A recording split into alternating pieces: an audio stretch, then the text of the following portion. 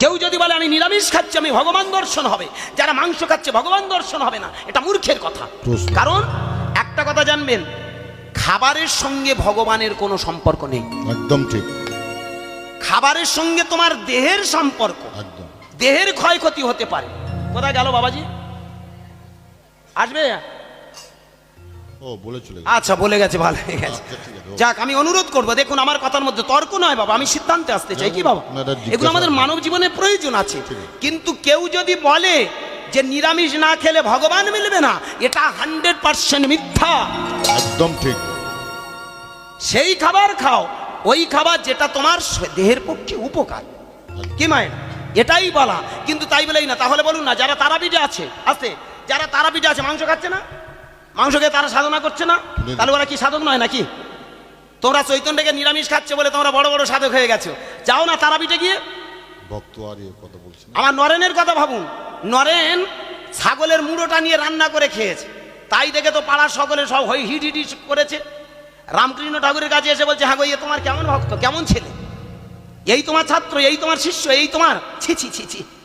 একটা সাধক হয়ে, হ্যাঁ সাধক হয়ে আজকের কিনা একটা খাসির মাথা সে টুকরো করে সেটা রান্না করে খেয়েছে, এ কেমন ভক্ত যে সাত্বিক খাবার খায় না?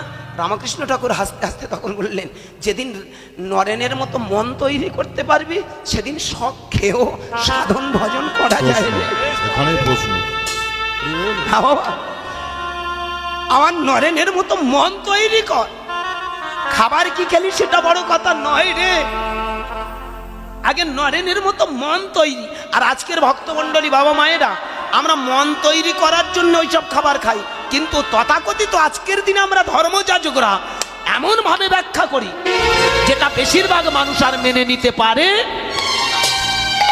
বলুন, আপনি একটা সংসারী মানুষ এসে যদি রাতারাতির বেলায় মাছ মাংস না ছাড়লে ভগবান মিলবে না, আপনি ভয়ে পড়েন না বাবা, ভগবান দর্শনের দরকার আছে, কারণ পৃথিবীতে এই তো কদিন পরে হরি বল হয়ে যাবে। আপনি ভয়ে ভয়ে নিরামিষ খাচ্ছেন, এটা প্রয়োজন নেই। আপনাকে জোর করে প্রেসার ক্রিয়েট করা হয়েছে না, এটা নয়। আপনাকে বলতে হবে না, আপনার দেহ আস্তে আস্তে ত্যাগ করে দেবে, দেবে না?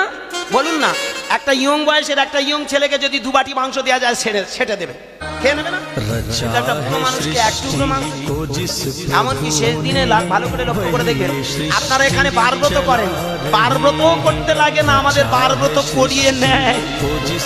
প্রকৃতি বলছে আমি তোমাকে বারব্রত করিয়ে নেব, কিভাবে জানো? যেদিন তুমি বিছানায় শুয়ে থাকবে। যেদিন আমাদের শেষ সময় আসবে, দেখবেন হয়তো এমন একটা সময় আসবে 3 দিন 4 দিন আপনি আর কিছু প্রকৃতি তোমাকে বারবত করিয়ে নিচ্ছে। তো ভেবে দেখবেন আমার কথা, যত বৃদ্ধ হবেন ভেবে দেখবেন এখানকার এই যে খাবারগুলো আমরা তামসিক খাবার, রাজসিক খাবার বলছি, এই খাবারগুলো আস্তে আস্তে আর বৃদ্ধ বয়সে আমাদের শরীরে টানবে না।